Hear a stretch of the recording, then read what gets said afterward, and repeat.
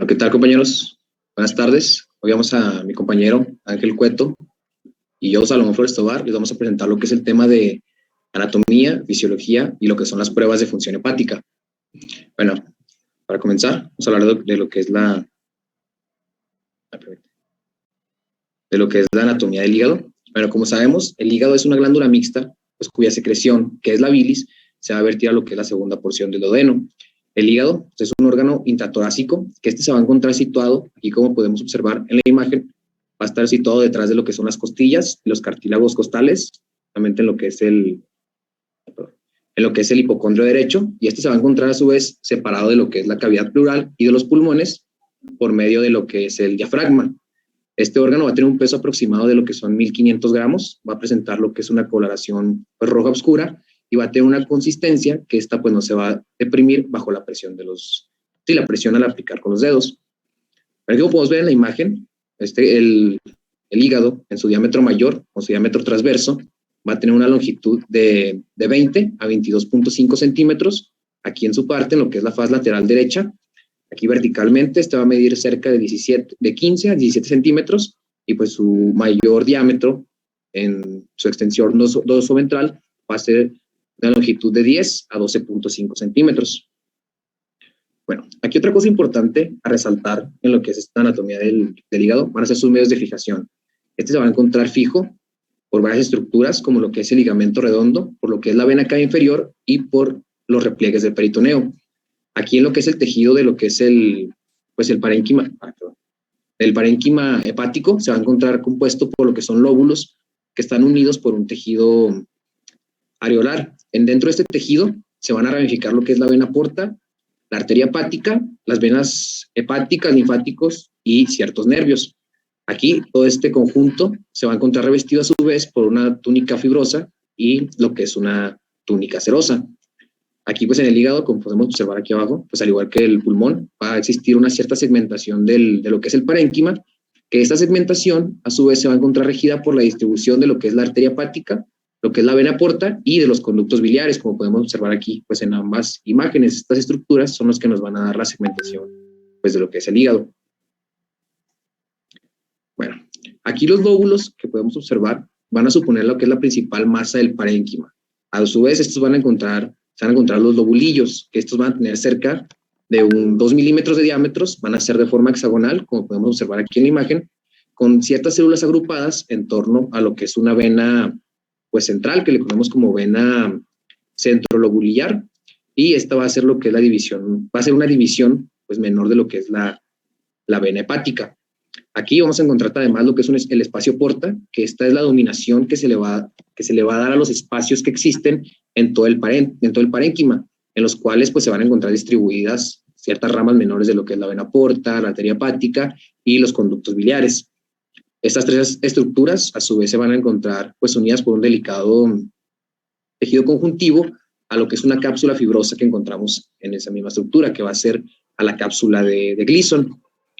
Además, pues esta tríada hepática que podemos observar va a estar compuesta por lo que son las vías biliares extrahepáticas, la vena porta y la arteria hepática, que a su vez se van a reunir a lo que es un ligamento, que es el ligamento hepatoduodenal, que se encuentra en lo que es el hilo hepático.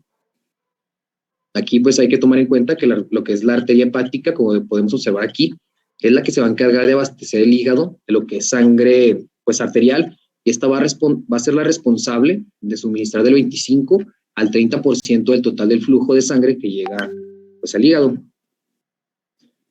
Aquí lo que es la arteria hepática común se va a originar como lo que es una rama de lo que es el tronco celíaco. Esta pues va a ascender situándose a la izquierda de lo que es el conducto biliar, y va a estar situado anteriormente a lo que es la vena porta. Mientras que lo que es la circulación venosa, pues esto va a comprender un flujo venoso que va a llegar al hígado por medio de lo que es la vena porta, y el drenaje venoso del hígado va a ir hacia lo que es la vena cava inferior a través de lo que son las venas hepáticas. Aquí pues la vena porta se está encargada de drenar la sangre de lo que es del área esplénica, como podemos observar ahí en la imagen, y esta va a ser responsable del 75% de la sangre que va a fluir pues hacia lo que es el hígado. Sabemos ya que anatómicamente lo que es la vena porta pues está formada por la confluencia de lo que son las venas mesentérica superior, esplénica y lo que es la mesentérica inferior. Bueno, pasando a lo que es la fisiología, el hígado va a cumplir con ciertas funciones, va a cumplir con las funciones de filtración y almacenamiento de lo que es la sangre, metabolismo, tanto de carbohidratos, proteínas, grasas, hormonas y ciertos compuestos extraños, de la formación de bilis, depósitos de vitaminas y de hierro, y la síntesis de los factores de coagulación. En lo que es el depósito de sangre, una de sus principales funciones es que el hígado tiene una característica de ser un órgano expansible. ¿Qué quiere decir esto? Bueno, que sus vasos pueden almacenar lo que son grandes cantidades de sangre, o sea que normalmente almacena una cantidad de 450 mililitros, pero puede llegar a almacenar hasta 500 mililitros o 1 litro extra de sangre si lo que es la presión de la aurícula derecha aumenta, y esta misma presión se transmite a lo que es el hígado. Por eso funciona como un depósito extra de sangre. En cuanto a su metabolismo, en los carbohidratos va a cumplir con ciertas funciones, como lo que es depósito de glucógeno, conversión de galactosa y fructosa a glucosa. Va además a tener la función de la gluconogenia y la formación de ciertos compuestos químicos. En cuanto al metabolismo de las grasas, pues en este tipo de metabolismo el hígado va a cumplir ciertas funciones de oxidación de los ácidos grasos. Esto pues con el fin de proveer lo que es la energía que está destinada a otras funciones corporales. Además se va a encargar de sintetizar grandes cantidades de colesterol, también así como fosfolípidos y lipoproteínas, y va a estar encargado de la síntesis de grasa a partir de lo que vienen siendo las proteínas y los carbohidratos. Bueno, en cuanto a lo que es el metabolismo de las proteínas, pues las funciones principales que hace el hígado en ese tipo de metabolismo se va a encargar de lo que son la desaminación de los aminoácidos, se va a encargar de la formación de la urea, esto con el fin de eliminar lo que es el amoníaco que se encuentra en los líquidos corporales, y la formación de las proteínas del plasma. Mientras que a los factores aquí de coagulación va a ser un productor de las sustancias de coagulación de la sangre, que pues estas sustancias que se crean en el hígado van a ser principalmente lo que es el fibrinógeno, lo que es la protrombina, el factor 7, y pues estos factores van a ser factores dependientes de lo que es la vitamina K. Y por último, tenemos lo que son las vías excretoras de la bilis. Estas vías de excreción de las bilis pues van a ser lo que son los conductos intrahepáticos, lo que es el conducto hepático, que va a tener pues una longitud de 3 a 4 centímetros, como podemos observar a este lado, y va a tener un diámetro de 5 milímetros. Este se va a encontrar pues formado a su vez por 2 o 3 conductos biliares. Además encontramos lo que es el conducto cístico. Este conducto cístico va a ir del cuello de lo que es la vesícula biliar, pero va a ir de lo que es del cuello de la vesícula biliar a la parte inferior del conducto hepático, con el cual se va a unir para formar lo que es el conducto colédoco. Después encontramos a lo que es el conducto colédoco. Este tiene una longitud de 7 a 8 centímetros de longitud y un diámetro de 2 a 3 milímetros. Este pues va a desembocar en lo que es el conducto de Wilson, en lo que es en la base de la ampolla de Vater. Y por último, tenemos lo que es la vesícula biliar. Y pues esta vesícula biliar va a ser un saco musculomembranoso de forma cónica. Esta va a tener además una forma de pera que funciona como reservorio de la bilis, que se encuentra localizado en lo que es la cara inferior del lóbulo derecho del hígado, y pues este va a extenderse desde la extremidad derecha hasta el borde inferior del hígado. Aquí hay que tomar en cuenta que esta se va a encargar de lo que es un drenaje linfático. Este drenaje linfático se va a dividir en dos grupos. Un drenaje superficial. Perdón, ¿me habló, doctor? No, perdón, doctor, acá... Ok, nada, perdón, disculpa. Bueno, les comentaba que este drenaje linfático se divide en dos grupos, uno superficial y uno profundo. En lo que es el superficial, pues estos vasos linfáticos se van a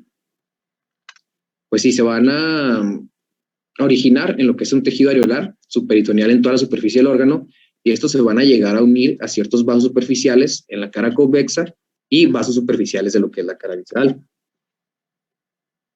Bueno, en cuanto a la secreción biliar, pues sabemos que la bilis es la principal vía de eliminación del colesterol, que se encuentra formada por lo que son ácidos, sales y pigmentos biliares. así como de colesterol, fosfolípidos, pues electrolitos y pues mucina, metabolismos y agua. Esta se va a encargar, pues o esta se va a segregar en lo que son los canículos biliares en sentido pues inverso de lo que es el flujo sanguíneo, y pues hay que tomar en cuenta que la producción diaria de bilis normal va a ser de 0.15 a 0.16 mililitros por minuto, y esta se va a efectuar a través de un transporte activo que pues va a ser como un concentrador de lo que son los ácidos biliares.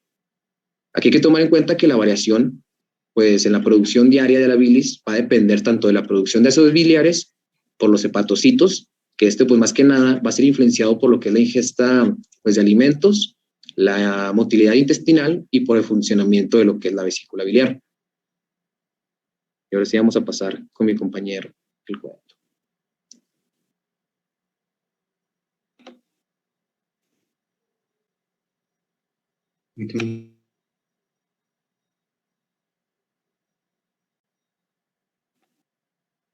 Ya, ¿me escuchan?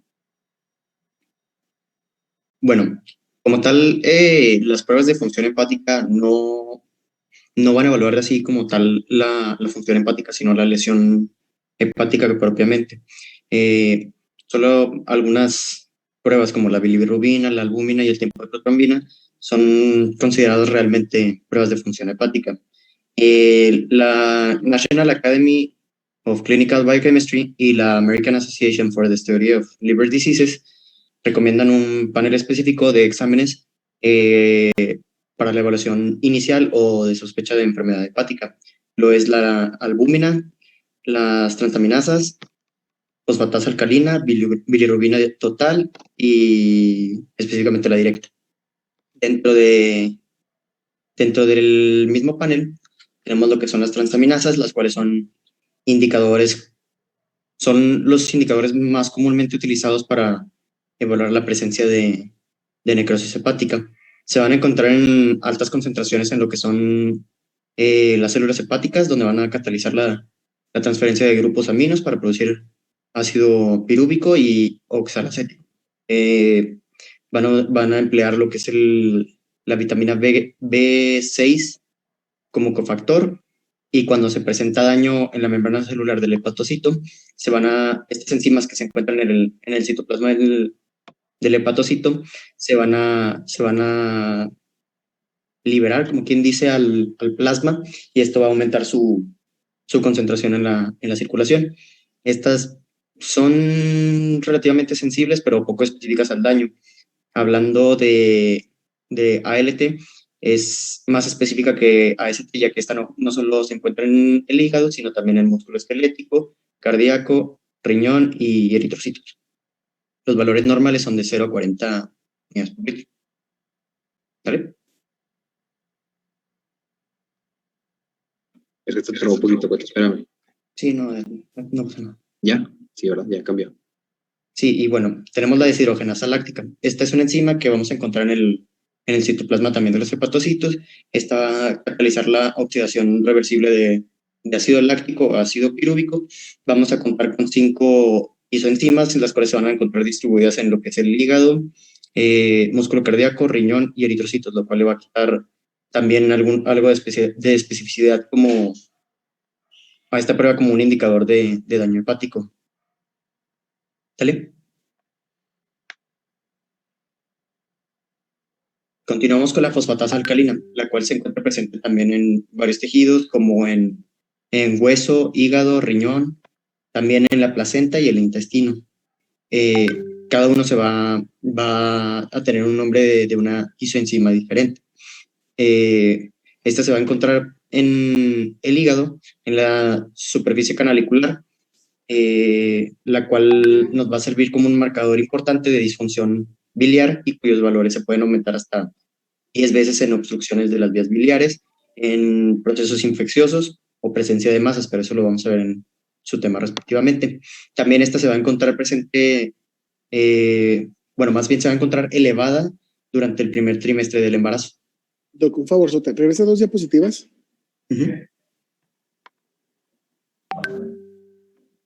Muchachos, las transaminasas, TGO, TGP o ALT, AST, respectivamente,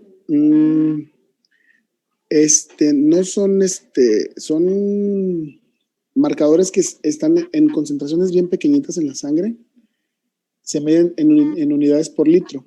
Normalmente un valor varía dependiendo del laboratorio, pero casi siempre hasta 45, como que toman el valor de 50 como el valor límite, ¿no? 45, 50. Acá lo ponen de 0 a 40. Cuando existen un incremento en sangre, generalmente es porque hay destrucción celular. Hablan de destrucción celular. Un valor discretamente aumentado en las pruebas de función hepática, es decir, que aumente de 40 a 60, a 65, hasta 100, o sea, se mide el número de veces en que está elevada. Si está 1.5 a 2 veces, o sea, si yo les digo está aumentada 2 veces, significa que el valor es 100. Si les digo está aumentada 3 veces, es 150. Si les digo está aumentada 10 veces, sería 500. Entonces, una elevación discreta de menos de 2 veces o hasta 2 veces un poco más pudiera ser característico de algunas enfermedades crónicas del hígado, por ejemplo, la esteatohepatitis o el hígado graso. Acuérdense que la TGO, en este caso la AST, no es específica del hígado. Por lo tanto, se utiliza para medir otros daños en otros órganos, sobre todo el infarto agudo del miocardio. Antes era un marcador de necrosis miocárdica también. Sin embargo, ya se utiliza menos porque hay biomarcadores más específicos, pero a lo que vamos es que la TGO resulta menos específica que la TGP, porque se encuentra también en otros órganos. Algunas patologías, por ejemplo, nada más para que vean cómo se puede producir elevación de estas transaminasas. Por ejemplo, cuando hablamos de algunas hepatitis, la elevación puede ir hasta 100 veces el valor normal. Cuando hablamos de hígados tóxicos o por fármacos, necrosis hepática, pueden elevarse más de 100 veces el valor normal. Hay algo que se llama hígado de choque. Su compañero decía hace ratito que el hígado puede, cuando aumenta la presión en la aurícula derecha, puede transmitir esa presión hacia el hígado forma como un reservorio, pero ese reservorio también tiene un límite. Cuando el paciente hace falla ventricular severa izquierda, que hace que también claudique el ventrículo derecho, se produce también congestión hepática que puede llevar a lo que se llama hígado de choque. También, hígado congestivo. Y también el estado de choque puede producir alteración en el riego hepático o en la insuficiencia vascular en el hígado y puede producir necrosis. También las necrosis producen elevaciones de las transaminasas muy elevadas. Entonces, las transaminasas son, muchachos, enzimas que se encuentran normalmente dentro de las células, por lo tanto, su elevación casi es igual a lesión celular, ¿sale? Hepatocelular. ¿Puedes dar la que sigue? La DHL, muchachos, la deshidrogenasa láctica, se encuentra prácticamente en todos los tejidos, prácticamente en todos. Entonces, la elevación de la DHL, lo mismo, habla de daño celular, pero es más inespecífica todavía. De hecho, muchos tumores, lesiones isquémicas, rhabdomiólisis, leucemias, cáncer, etc., todo lo que produzca daño celular puede producir elevación de la DHL. La que sigue, por favor, Sote. Y la fosfatasa alcalina, muchos, como ya lo mencionó su compañero, es casi siempre habla de su elevación habla de daño en la vía biliar, ¿sí? Entonces, cuando tengan elevación de la fosfatasa alcalina en el contexto de un paciente con algún trastorno hepático, lo más seguro es que tenga que ver algo con la vía biliar, ¿sí? Muy bien, continuamos, ¿no? Y bueno, continuamos con la gamma-glutamiltransferasa, la cual regula el transporte de aminoácidos a través de las membranas celulares. Esto al catalizar la transferencia de un grupo glutamil hacia los aminoácidos libres. Su medición en conjunto con lo que es la fosfatasa alcalina nos va a ser de mucha importancia en la determinación de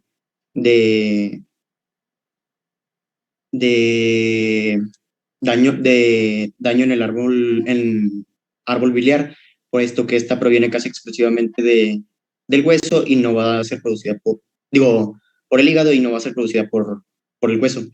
Así que, pues, estas pruebas, como ya les mencionaba, en conjunto van a darnos casi un aporte importante a lo que sería el diagnóstico de una enfermedad del tracto biliar. También se eleva con el consumo de alcohol. De hecho, a veces en pacientes que tienen alcoholismo y hepatopatía crónica es un marcador que podemos utilizar para saber si el paciente ha seguido consumiendo alcohol o no. Échense unas chevechitas, muchachos, y luego míanse la GGT para que se asusten y se den un quemón y ya no vuelvan a tomar. Dale. Y bueno, no me voy a meter tanto en la síntesis de la bilirrubina, voy a decir algunos puntos más importantes que tomé de la bibliografía, pero pues bueno, es propiamente un metabolismo principal del grupo hemo de la hemoglobina, la mioglobina y los citocromos. Esta se forma después de la degradación del grupo hemo de los eritrocitos. En una persona sana la producción diaria oscila entre los 250 a 300 miligramos. Esta va a ser catalizado principalmente por dos enzimas, una microsomal y otra citosólica, la cual es la hemooxigenasa y la biliverdina reductasa. Estas enzimas van a utilizar el NADPH como cofactor y se van a encontrar en todos los tejidos, pero van a abundar principalmente en las células del sistema retículo endotelial, hepatocitos, túbulos renales y en la mucosa intestinal. La degradación del grupo hemo se va a considerar lo que es el primer paso en la formación de la bilirrubina y se va a denominar como la reacción limitante. La bilirrubina va a ser transportada por medio de unión reversible no covalente a la albúmina, la cual la fracción resultante se le va a denominar como bilirrubina indirecta o no conjugada. Una vez que la bilirrubina indirecta se une a la albúmina, va a ser transportada al hígado atravesando la membrana vasolateral de los hepatocitos y se va a disociar de la albúmina a través de OATP2, que es un transportador de aniones orgánicos tipo 2. Ya dentro del citosol, proteínas citosólicas como la ligandina Y y Z se van a unir a la bilirrubina, la van a transportar hacia el retículo endoplasmático liso del hepatocito y con UDP van a catalizar la conjugación de la bilirrubina en su forma hidrofóbica a conjugados monoglucurónidos y diglucurónidos de bilirrubina, los cuales van a ser los hidrofílicos, y esto se va a formar lo que se denomina la bilirrubina directa, ya ganando la capacidad de ser excretados. Esto llevándose desde el retículo endoplasmático hacia la membrana celular canalicular y dentro del canalículo biliar por medio de una bomba exportadora dependiente de ATP, conocida como proteína 2 de resistencia múltiple a fármacos. Bueno, ya después de esto, que les mencionaba del paso limitante y la síntesis de la bilirrubina, nos va a hacer un indicador de si hay un cierto daño agudo o crónico si se promueve el aumento de la bilirrubina conjugada. Las concentraciones séricas de bilirrubina se pueden ver influenciadas por diversos factores como tabaco, género, ayuno, ingesta de productos herbáceos que ya habíamos visto en endocrino más o menos, algunos medicamentos, la altitud, la raza, la edad. La bilirrubina total va a ser la suma de las fracciones de la no conjugada y la conjugada, y pues bueno, el equilibrio entre la formación y depuración de bilirrubina va a posibilitar lo que son las concentraciones plasmáticas de entre 5.1 y 17.1 miliosmol por litro o 0.3 a 1 miligramo por cada 100 mililitros. ¿Vale? Bueno, la albúmina es la principal proteína producida por el hígado. Aquí nada más rápido. Muchachos, regresa al anterior.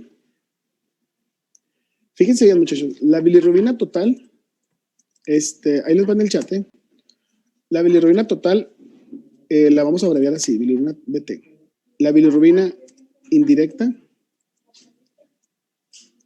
y la bilirrubina directa, ¿sí? Tenemos esos tres tipos de bilirrubinas. Bueno, son dos nada más. Pero la bilirrubina total es la suma de las otras dos, siempre, inequívocamente. De hecho, la bilirrubina total no se mide, sino que se hace, el aparato tiene que hacer la suma de ambas, bilirrubina directa y bilirrubina indirecta. Esto se los digo porque algunos laboratorios reportan 3 bilirrubinas. ¿Por qué? Sepa la fregada, pero no es correcto. Sí me explico, nada más es bilirrubina indirecta y directa. Fíjense bien, la bilirrubina indirecta, o se llama también como, muchachos. ¿No conjugada? Bilirrubina indirecta o no conjugada, es lo mismo. La bilirrubina indirecta es la que resulta de la degradación de la hemoglobina, ¿sí? La hemoglobina se transforma en bilirrubina indirecta. De ahí que los trastornos que producen, muchachos, hemólisis, producen ictericia por un aumento de la bilirrubina indirecta. Destrucción de eritrocitos, salida de hemoglobina a la sangre y se transforma en bilirrubina indirecta. Siempre hay un grado de bilirrubina indirecta en la sangre. Cuando pasa por el hígado, muchachos, por medio del proceso que hace la glucuroniltransferasa, y esta, grábensela, glucuroniltransferasa. ¿Por qué? Porque cuando ustedes digan, es que por medio de la glucuroniltransferasa, ya se van a escuchar más acá, más pro, entonces grábensela, aunque sea nada más por eso, muchachos. Porque el resultado es lo mismo, el resultado es que hay una conjugación. Se transforma o se cambia la forma de la bilirrubina indirecta, que es hidrosoluble, en una forma que no es hidrosoluble, que se llama bilirrubina directa o conjugada, ¿verdad? Ya qué fácil resulta, ¿verdad? Entonces, la no conjugada indirecta, la conjugada o directa. Fíjense cómo en los valores que ustedes les puso su compañero, si tú sumas el valor mínimo de la indirecta con el valor mínimo de la directa, les da el valor mínimo que puedes encontrar de la total, ¿sí? Y sumas el valor máximo de la indirecta con el valor máximo de la directa, les va a dar el valor máximo que puedes encontrar en la total, ¿sí? Que sería de 1, ¿sí? Entonces, si la bilirrubina está en 1, no importa cómo estén, está normal. De hecho, el valor puede llegar hasta 1.4 y ser normal. Si las bilirrubinas están debajo de 1.4, no importa cómo estén, no importa el diferencial, están normales. Ni lo volteen a ver, están normales, ¿sí? Fíjense bien, muchachos. Cuando tenemos hiperbilirrubinemia, vamos a abordar la ictericia desde 2 puntos. Un síndrome clínico primero. Nunca se les olvide antes que los laboratorios que la ictericia es un fenómeno clínico que tiene varias cuestiones importantes. Primero, al ser la bilirrubina un pigmento, se comporta como una pintura, muchachos. De hecho, cuando el paciente empieza con hiperbilirrubinemia, el paciente no puede durar algunas horas o días sin ictericia. Cuando los agarran bien tempranito, dicen, tiene bilirrubina alta, pero no está ictérico. Júrenlo que al día siguiente va a estar ictérico. Muchachos, para que se presente la ictericia, ¿qué valor debe tener el paciente de bilirrubinas? ¿Alguien lo leyó? ¿Más de 2? 3. Hay quien dice 2.5. Es el momento donde empieza la ictericia clínicamente, ¿sí? Antes de eso es raro que la encuentren, pero puede haber. La ictericia, muchachos, la van a ver principalmente en las escleras, en la zona T de la cara, debajo de la lengua. No digan en las conjuntivas, porque no está en la conjuntiva, es en la esclera. La esclera es lo blanquito del ojo, mejor conocido como lo blanquito del ojo. ¿Ok? Debajo de la lengua, en las zonas anteriores de los antebrazos, en el tórax y en el abdomen. Es donde principalmente se ve la ictericia, ¿sale?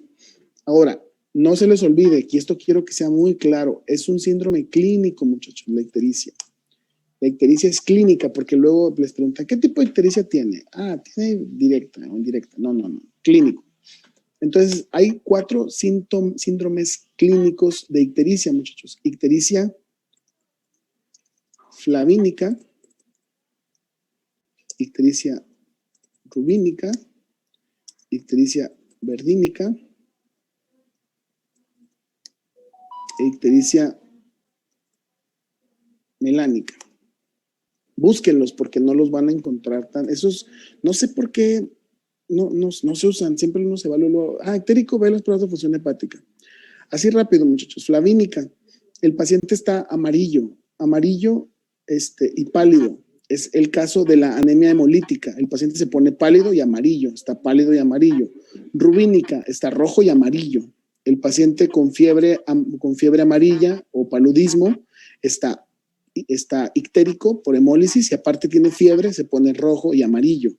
El paciente con obstrucción por litos se pone verde, muchachos, verde. No es lo mismo un paciente con ictericia, por ejemplo, fisiológica en el recién nacido, o por hemólisis que se ven pálidos y amarillos, a un paciente que tenga una colestasis muy importante por piedras, se ven como verdes, muchachos, verdes. Y el paciente melánico es aquel paciente con un tumor que tiene un aspecto muy ictérico, que incluso empieza a tomar una tonalidad oscura. Es un verde muy oscuro.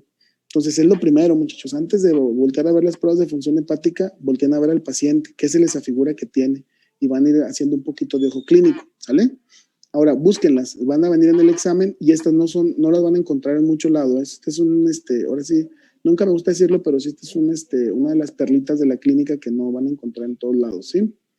Doctor, ¿esos son sí. los síndromes de Gilbert, los de Dubin, No. Johnson y Krieger? No. El síndrome de... Pero no me quería meter tanto. Ok, sí, es que estos los vamos a ver ya más adelante y está bien.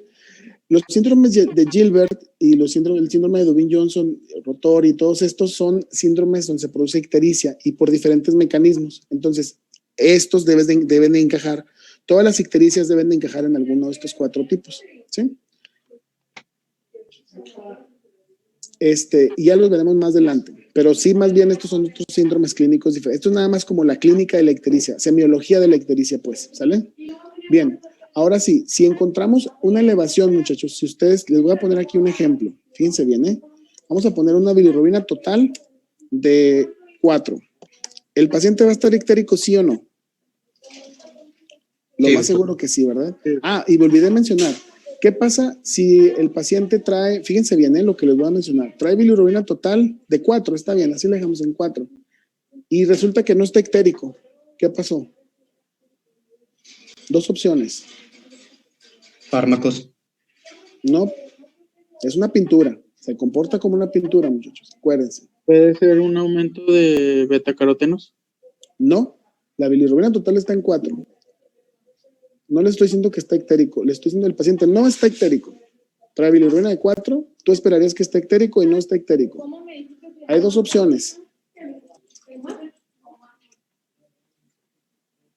Una es, muchachos, fíjense, es como una pintura. Por eso tienen que verlo así.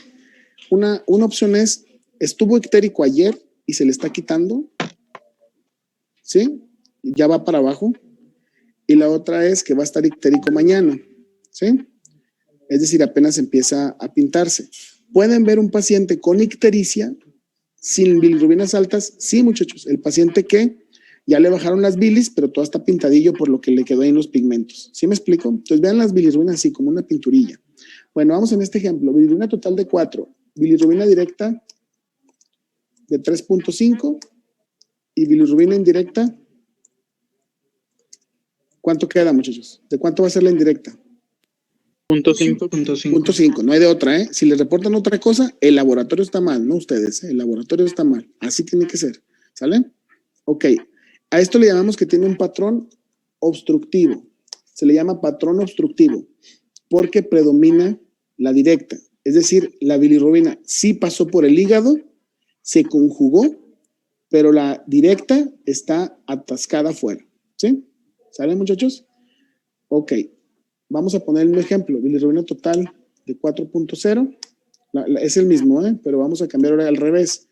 Bilirrubina indirecta bilirrubina directa de 0.5 y bilirrubina indirecta de 3.5. Predomina obviamente la indirecta. A esto, muchachos, se le llama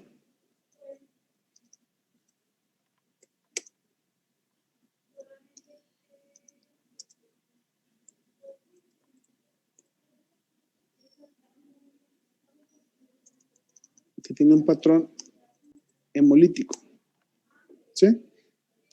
Porque hay un aumento de la hemoglobina que produce un aumento de la bilirrubina indirecta, ¿sale?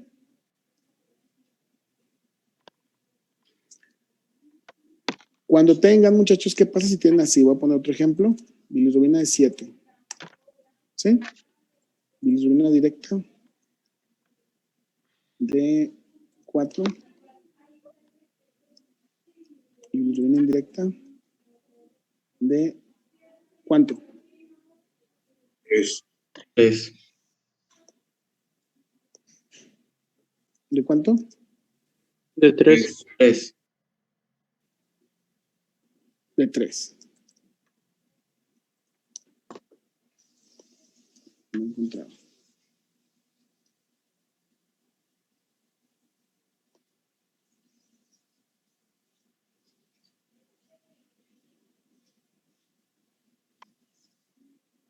¿Qué pasa ahí, muchachos? ¿Cuál de las dos es la? ¿Cuál, muchachos?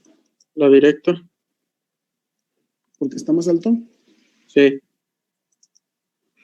¿Alguien que opine diferente?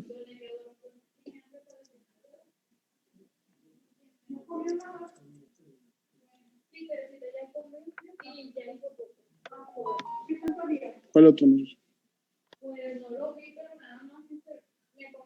¿Todos están de acuerdo que es obstructiva? ¿Le pondrían que es obstructiva?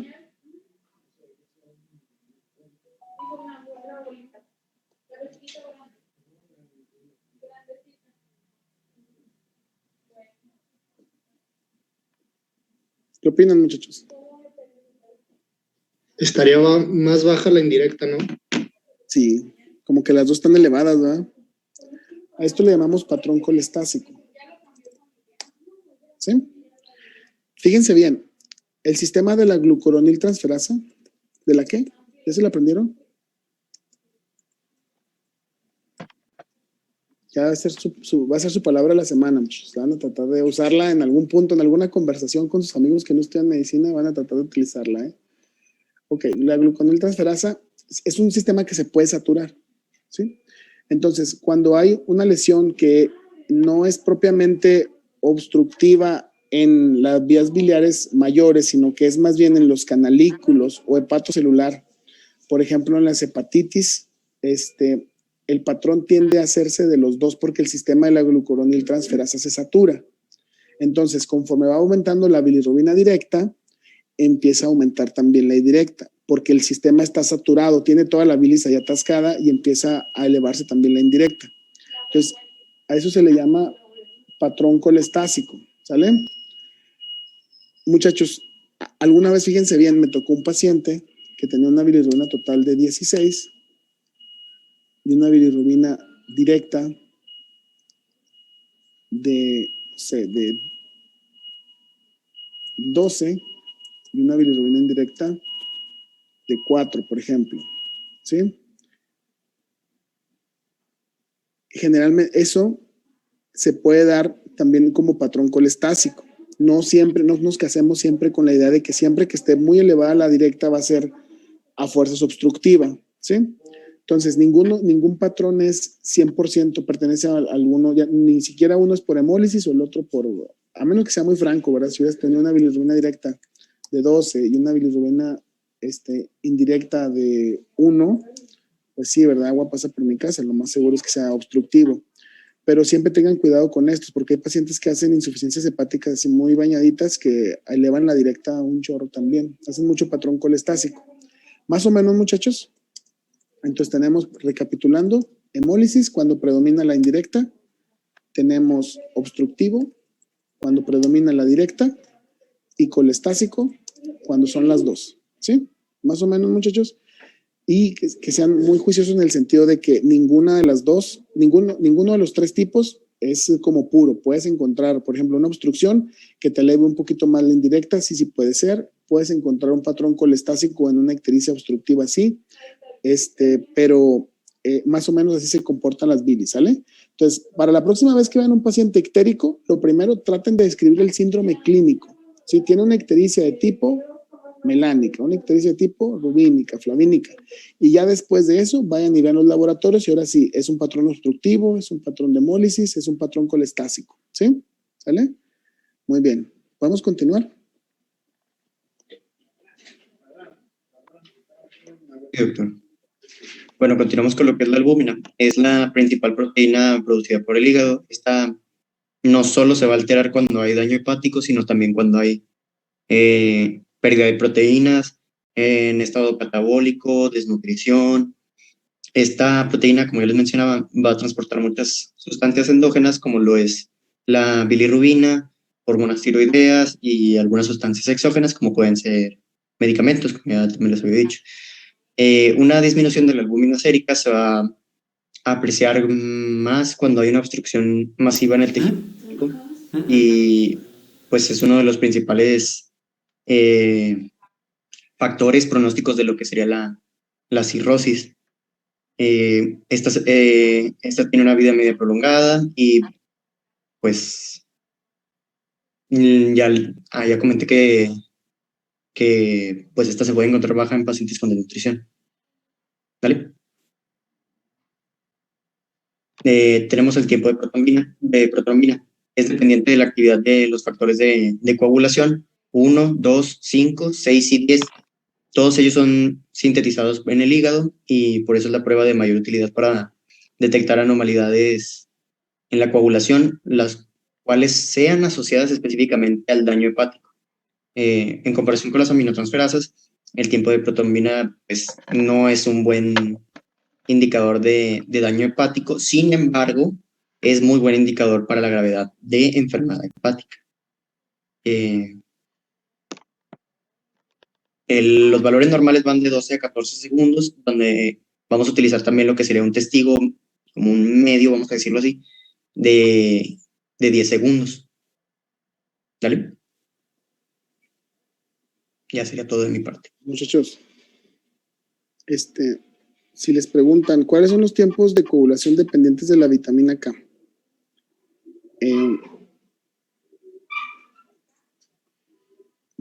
Dicen que es es como mnemotecnia, el examen de una pregunta, ¿eh? Fíjense, pregunta número 1, es factor 1, ¿va? Ahí sigan los números con los factores. Pregunta número 1, 7 más 2, 9, sacas 10. No se está viendo así medio rara, pero así está bien. Pregunta número 1, 2 más 7, 9, sacas 10. Entonces, cuando les pregunten los factores dependientes de vitamina K, 2, 7, 9, 10 y 1, ¿verdad? ¿Ya acabamos con PFHs? Sí, doctor. Tiene apagado el micrófono. ¿Dudas o preguntas, muchachos? Doctor, ¿hay algún caso en donde, por ejemplo, la indirecta esté sobrepasando los valores de la directa, sin embargo, las dos estén elevadas? Sí, sí se puede dar. Y es lo que te comento, ahí siempre es como voltear a ver a la clínica del paciente, ¿verdad? Por ejemplo, en el síndrome de HELP, ¿sí? Donde puede haber hemólisis. De hecho, en el HELP hay hemólisis, la H es de hemólisis, ¿verdad? Y también puede haber lesión hepática. Y por lo tanto haber un patrón de colestasis. ¿Sí? De hecho, en la propia hemólisis, la anemia hemolítica autoinmune, generalmente se eleva únicamente la bilirrubina indirecta.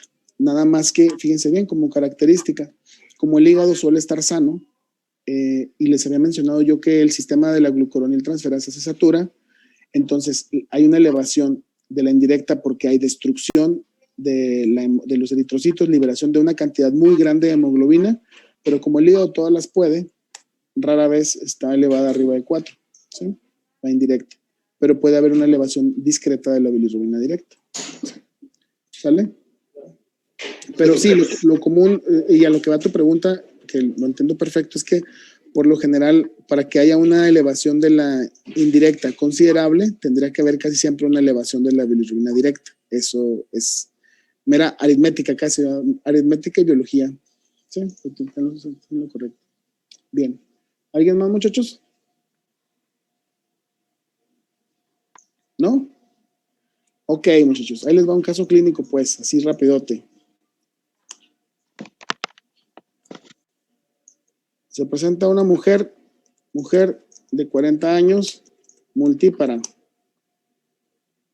con ictericia únicamente, ¿sí? Bilirrubina total de 7, bilirrubina directa de 5, bilirrubina indirecta no la reportan. Fosfatasa alcalina de 400, más vamos a ponerle 550, TGO de 200 y TGP de 150. ¿Qué tiene, muchachos? Todos van a decir, mujer de 40, multípara, eso es, dicen, hay las 4F, ¿sí las conocen? Cuarentona, regordeta, multípara y mujer, así es, dicen que es colecistitis, ¿verdad? Siempre, pero resulta que no hay dolor, o sea, no es colecistitis, estaban pensando en colecistitis, no es colecistitis. ¿Qué tiene?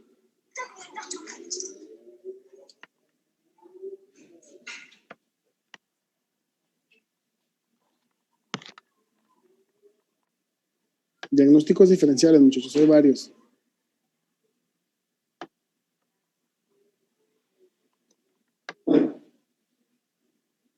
¿Nadie, muchachos?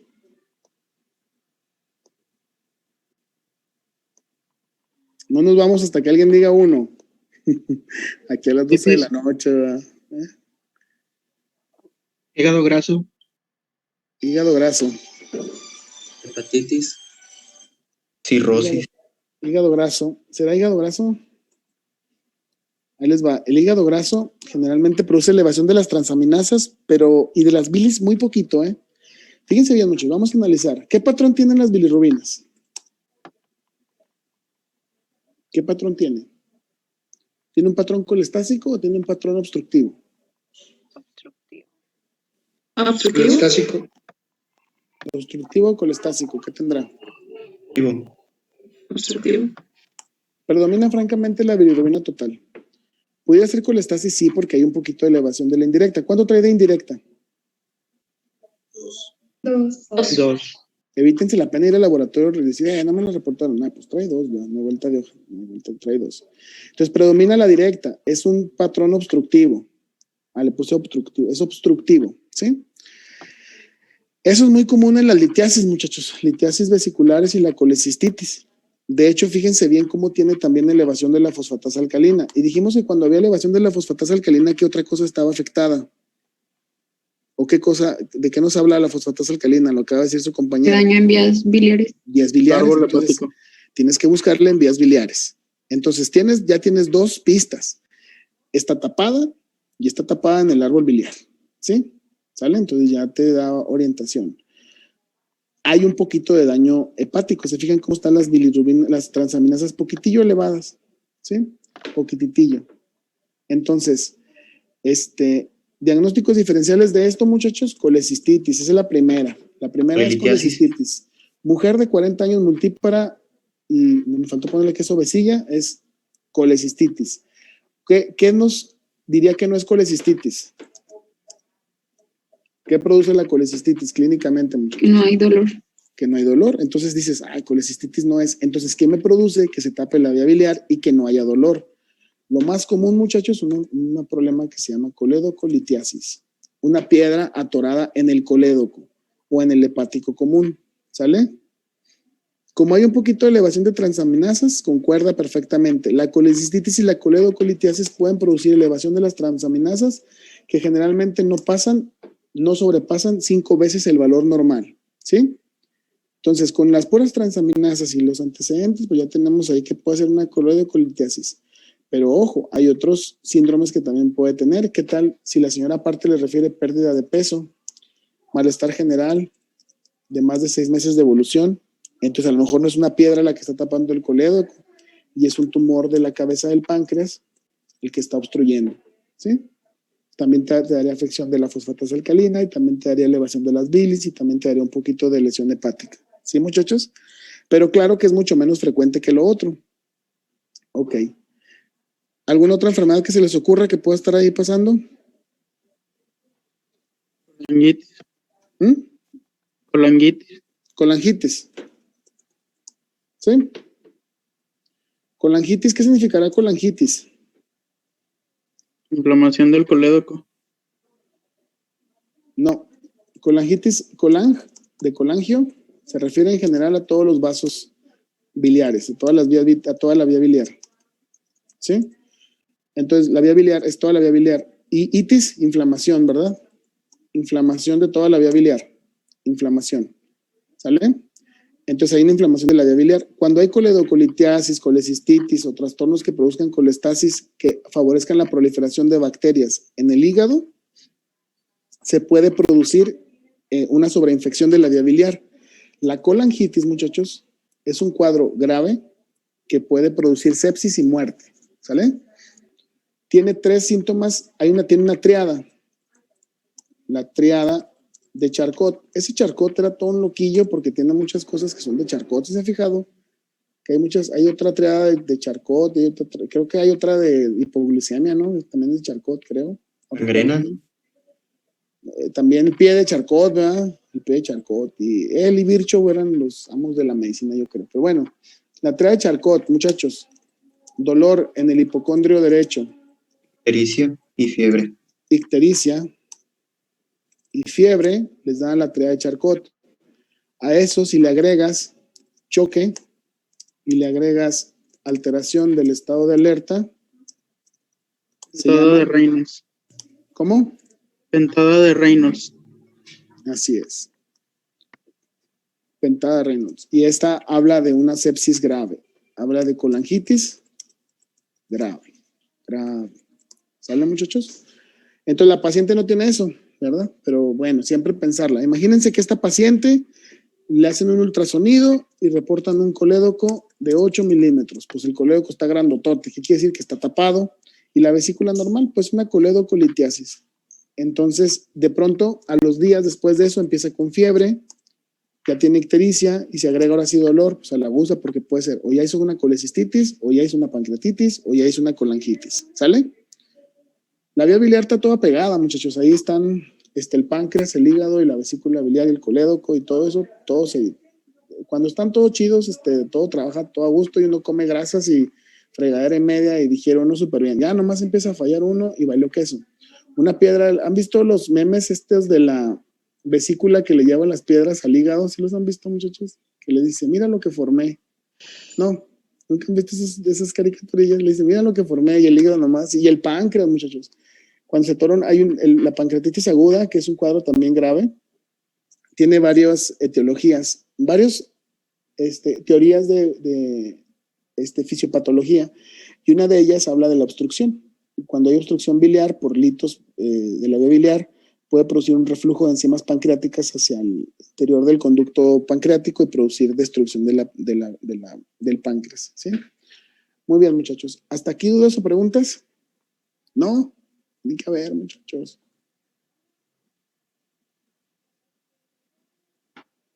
¿Nada? Bueno. Nada más repasen muy bien lo de las pruebas de función hepática, porque sí, créanme que para que podamos luego, es más fácil que podamos luego entender o diferenciar algunos trastornos hematológicos primarios como la hemólisis de otros problemas de colangitis, pancreatitis, coledocolitiasis, colecisto, coledocolitiasis, etc. Si aprendemos a cirrosis, muchachos, también, si aprendemos a leer las pruebas de función hepática. ¿Sale? Entonces, ¿cuál es la palabra que vamos a usar esta semana? Glucorina. ¿Cuál, Carlos? Glucoronil transferasa. Gluconil transferasa. Van a buscar la forma que en alguna de las comidas con sus familiares van a decir, ay, la gluconil transferasa. Y van a decir, ay, qué mamón te has vuelto, ¿verdad?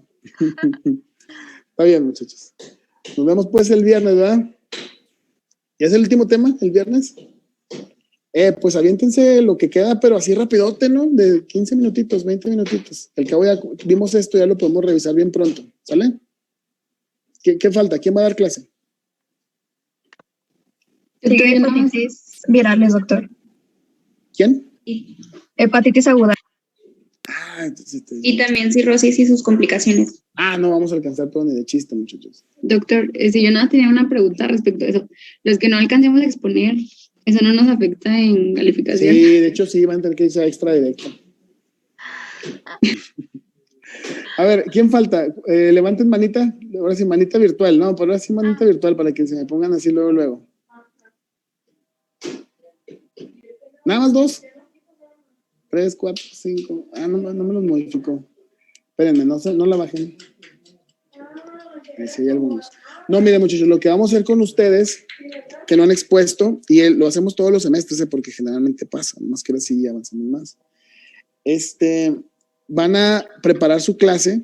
Bueno, no, la clase que ya deben de haber preparado, porque acuérdense que está asignada desde agosto, no sé cuándo, desde Semana Santa casi. La van a preparar como si la fueran a exponer, y me la van a entregar, y ya yo les califico su presentación, ¿sí? Para que no se queden, para que se puedan aprovechar esa parte de la calificación. Y muchachos, ¿saben qué noté? Que también ustedes debieron haber notado que no pusimos ningún parcial, ¿sí se fijaron? ¿No lo había notado? Pusimos un Tuvimos parcial. uno nada más. No Tuvimos pusimos- uno, Doc. Tuvimos Sí, un examen que fue como, pues no fue parcial, fue como Todos de 10, ¿no? diagnóstico. algo así, pues fue muy al principio. Fue Pacalá, con cáliz. No hay problema, o sea, se puede contar, pero aquí el asunto me preocupa es que para este examen que debe venir como un examen, yo creo que vamos a poner como un examen final, vamos a hacer lo siguiente, miren, lo que me preocupa es que son muchos temas, entonces vamos a buscar una forma de que puedan estudiarlos y no sea tan agresivo el asunto porque son demasiados temas, y lo que podemos es poner el examen. Calificamos de acuerdo a lo que saquen sus exposiciones, los que no presentaron, los que presentaron vamos a calificar de acuerdo a sus exposiciones, y los que crean que pueden alcanzar una mejor calificación después de esta mecánica presentan un examen final. O sea, el que presentaríamos sería como un examen, por así decirlo, como un segundo parcial, ¿sí? Con esto promediamos su participación, el examencito que tenemos del principio, promediamos este mismo examen, y si creen, los que crean que digan, pues me fue mal así, presentan un final para que puedan mejorar, y los que no, pues nos quedamos con la calificación que les ofrezca, como ven. Trataré de que el examen sea más o menos sencillo, ¿verdad? Porque sí entiendo que son muchísimos temas, ¿sí? Nomás que sí estudien, muchachos, porque créanme que según yo gastro siempre, yo nunca pensé que fuera gastro, a mí me hablaron, me invitaron a esa, pues siempre decía, gastro, si no fuera por el hígado, decía, si el gastro no fuera por el hígado es como una carrera técnica, muchachos, pero ya el hígado le pone un chorro de ciencia y complicación a este asunto, ¿ya? Pero no se crean, no van a decir eso porque si se entera un gastro que dije eso, ¿no? Entonces, bueno, yo creo que lo haríamos así. Fíjense, ponemos un examen que sería como un segundo parcial, tomamos en cuenta su clase, tanto los que pusieron como los que no, el examencito que tenemos previo, y de ahí sacamos una calificación que sería como su calificación final, y quien crea que puede mejorar, entonces presenta el examen final. ¿Sí me explico, muchachos? Sería como una especie de exentarlos a todos con lo que saquen. ¿Sale? Bueno. Sí, doctor, me parece bien. Nada más yo tengo 2 preguntas. Sí. Para mandar nuestra expo, ¿cuándo sería? Y el examen, el del segundo parcial, ¿hasta qué tema vendría? Hay que programarlos. Es que vendrían, yo creo que todos, muchachos. Nada más podemos dejar fuera a lo mejor los primeros. Yo les digo cuáles, pero tal vez desde estómago para acá, ¿sí? De estómago para acá. La fecha para entregar su presentación yo creo que va a ser un día de la próxima semana. No me pongo de acuerdo con su jefe de grupo. ¿Qué día es, qué semana o qué fecha son los exámenes finales? Justamente la próxima semana. Ok, entonces lo que haríamos seríamos que entreguen su clase, los que están faltando, a principios de la próxima semana, para que me den chance la próxima semana de promediarles ya a todos con el examen que les pondré la próxima semana. Y si en caso que alguien quiera presentar un examen final, ya lo presentaríamos a principios de la semana siguiente. Déjenme les pongo el calendario para ponernos bien claros. Ustedes me dicen que los exámenes finales son del 29 ¿a qué fecha? Hasta el 5 de diciembre. El 5. Del 29 al 5. Entonces, en esa semana tenemos para yo ponerles un examen, que sería como segundo parcial, que me entreguen su presentación y les entregaría examen final, espero, para el sábado 4, domingo 5 más tardar. Quien quiera presentar un final, me hay chance de presentarlo entre los días 6, 7 y 8 de diciembre. ¿Sí? Que espero que no, muchachos, ya. Pero échenle ganas también, porque me da cosa ser tan barco a veces. También siento feo. ¿Está bueno, pues? Entonces nos vemos la próxima semana, ¿sí? El viernes, ¿no? Perdón, con los exámenes. Y el viernes vemos la clase. ¿Sí? Pórtense bien.